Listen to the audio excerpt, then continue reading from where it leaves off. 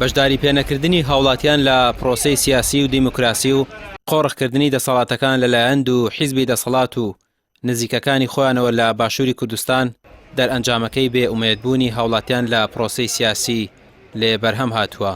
مامۆستایەکی زانکۆ دەڵێت کێشە سیاسیەکان لە هەرێم هێندە قوڵ بوونەتەوە کە چارەسەرکردنیان ئاڵۆز بووە و داهاتووی پرسە سیاسیەکان ناڕوونە چونکە متمانە لە نێوان هاوڵاتی و دەسەڵاتدا نەماوە. ئەگەر ببینین لە زۆری وڵاتەکانە فعلەن کێشە هەیە گیر و گرفت دێ بەڵام بە شێوازێکی ئاسایی و یاسایی خۆی کێشەکان چارەسەر بێت. بەس بۆ حکمی لە هەرێمی کوردستان قیرانەکان لەوە قوڵترن کە ئێمە باسیەکەین گەڕەنگدانەوەی زۆر نەرێنی کردوتە سەر پرۆسی سیاسی هەرێمی کوردستان.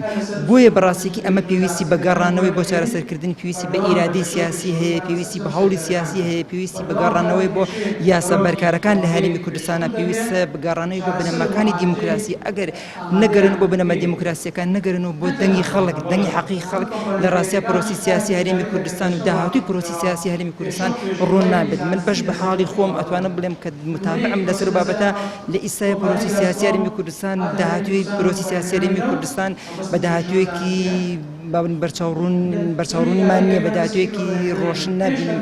هیوادارین لایەنە سیاسیەکان و کاربەردەستان و سوناعی قەرار لە هەرێمی کوردستانە جارێتر بە پێداچوونەوەیەکی ور بکەن بۆ ڕابردوو تاکو داهاتوو گەشتر بێت، پرۆسی گەشتر بێت.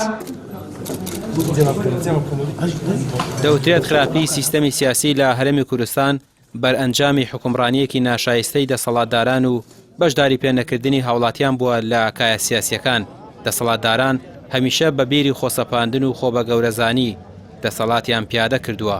ئەو دابەشبوونە حیزبیەی کە لە باشووری کوردستان دەبیندرێت مانایەکی جوانی بۆ سیاسەتکردنیەکی دروست نەهێشتۆتەوە. ئەگەر هاوڵاتی بەشداری سیاسی کرد، ئەو بەشداری سیاسی وا دەکات کە هاوڵاتی چاودێر بێت لەسەر دەسەڵاتەوە جگە لە ناوەندە چاودێرەکانی تر.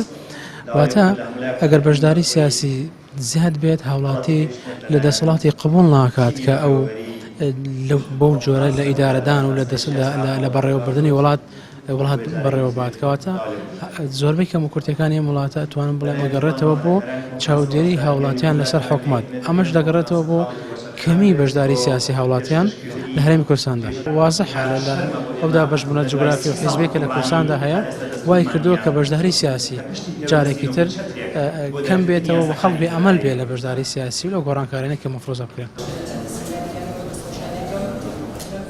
لە شاری سلێمانی دیبەیتێک بۆ گفتوگۆ لە سەرپرسی بنیادنانی سیستەمی حکومڕانی دروست بەڕێوەچوو. تیایدا مامۆستایانی زانکۆ و توێژەران لێکۆڵینەوە بیرڕاکانی خۆیان لەو بارەیەوە خستە ڕوو.